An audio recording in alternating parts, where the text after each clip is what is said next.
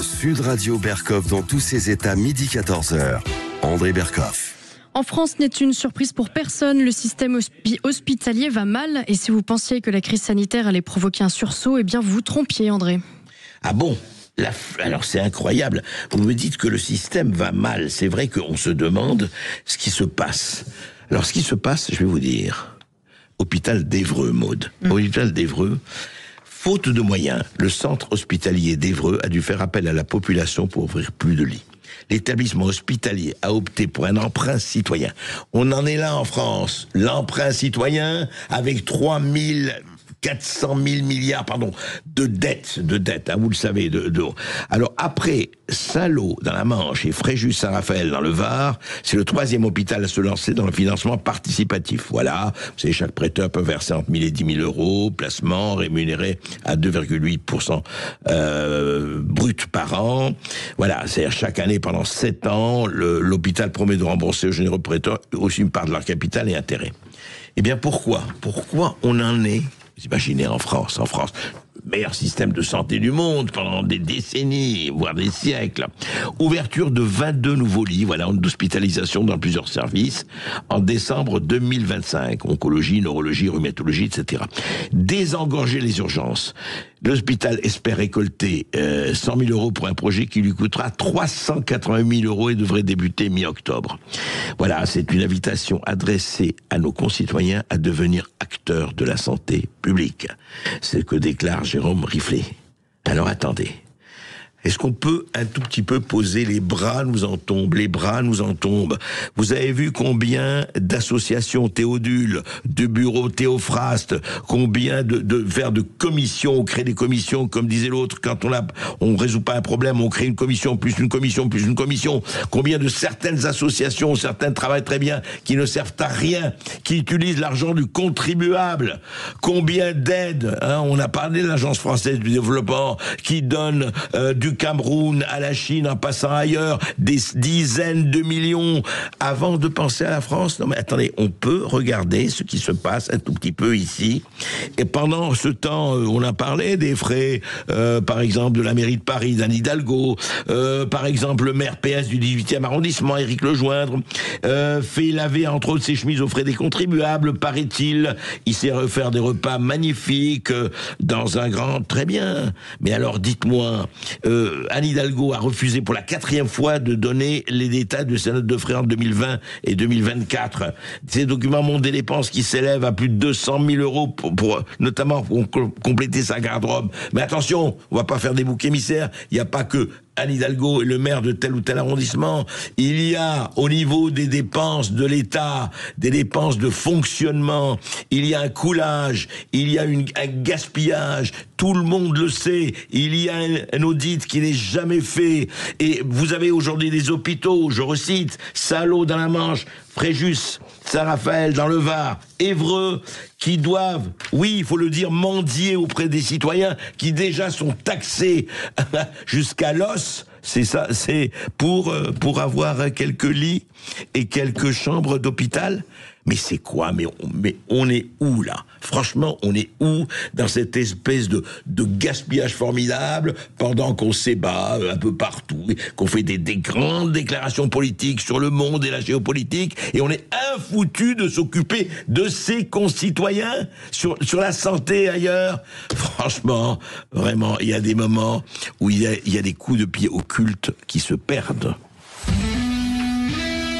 Sud Radio Berkov dans tous ses états.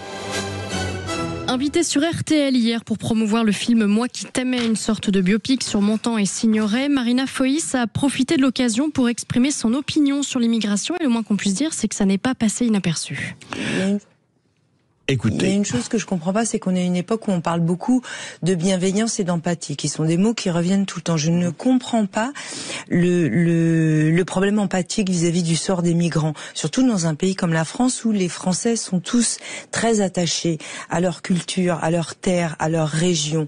Donc comment se fait-il que ce soit si compliqué de se projeter dans ces histoires de gens qui se déracinent, qui peu importe les raisons économiques, politiques, familiales, on est dans des questions de survie. Ils abandonnent leur famille, leur terre, leur culture. C'est un déchirement parce que sans doute parce qu'ils n'ont pas le choix. Pourquoi eux, ils n'auraient pas le droit d'avoir des perspectives que nous, on s'accorde?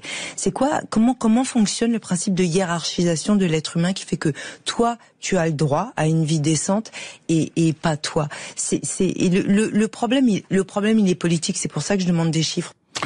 Ben, vous demandez des chiffres, Marina Foïs. Vous dites pourquoi toi et pas l'autre?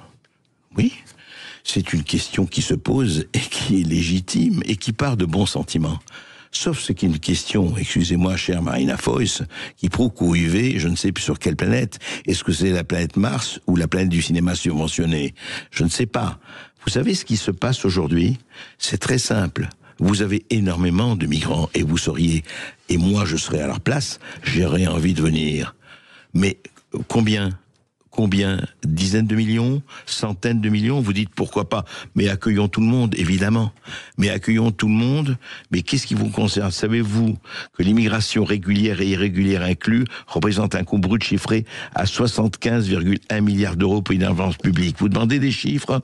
L'AME, vous savez, l'aide médicale d'État, qui va aux migrants illégaux. Je dis bien les migrants illégaux, c'est 1,3 milliard d'euros par an.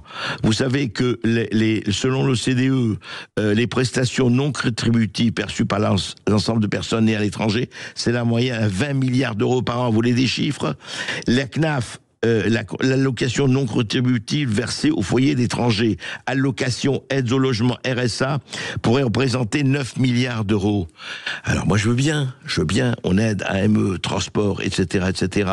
Sans parler des OQTF, sans parler des étrangers, 154 000 sans titre de séjour.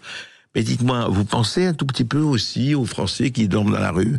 Vous pensez aux agriculteurs qui sont payés 800 à 1000 euros par mois? Et vous dites, ah oui, il ne s'agit pas d'opposer. Mais il ne s'agit pas d'opposer. Les Français de quelque religion, de quelque ethnie, de quelque origine que ce soit, eh ben, excusez-moi, il faut peut-être d'abord penser à ces gens qui vivent en France. Et qui vivent mal. Vous savez très bien combien de millions sont sous le seuil de pauvreté. Mais ça n'a pas l'air de vous gêner du tout. Ça ne gêne pas, évidemment, parce que quand on vit sur une planète protégée, quand on voit... Moi, je vais vous dire une chose, et je pense vraiment... Je dis que ceux qui parlent des migrants illégaux, de ceux qui sont rentrés clandestinement sur le territoire français, aidés par telle ou telle association de telle ou telle société ouverte, eh bien, franchement, et c'est pas de la démagogie, qu'ils en prennent déjà un ou deux, qu'ils le fassent déjà. Et ça, ce serait déjà respectable. Mais commencer à dire, quand on voit la situation de pauvreté, de précarité dans laquelle vivent des millions de Français, eh ben, excusez-moi, chère Marina Foïs, qu'on le commence et que vous commenciez, que nous commencions à s'occuper d'eux. Eh oui, parce que sinon, on sait très bien ce qui arrivera. Alors, ça suffit qu'il y ait des milliards et des hôtels et des chambres d'hôtels réservées pour un certain nombre de gens qui viennent d'arriver et que des Français dorment encore dans la rue ou dans leur voiture. Voilà, il faut un tout petit peu arrêter ce massacre-là et surtout arrêter cet aveuglement, redescendre sur terre et voir ce qui se passe dans votre cher et doux pays, douce France, cher pays de mon enfance. Sud Radio.